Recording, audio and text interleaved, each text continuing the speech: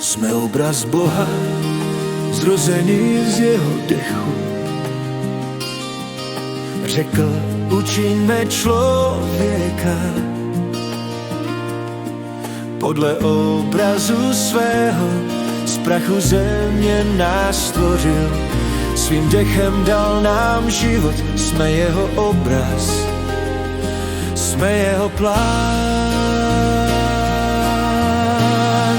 Pravý obraz Boha je Kristus, v něm jsme byli stvořeni.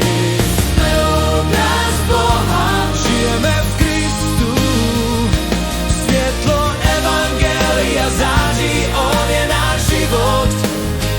Jsme obraz Boha, máme pravý život doma syna, má život.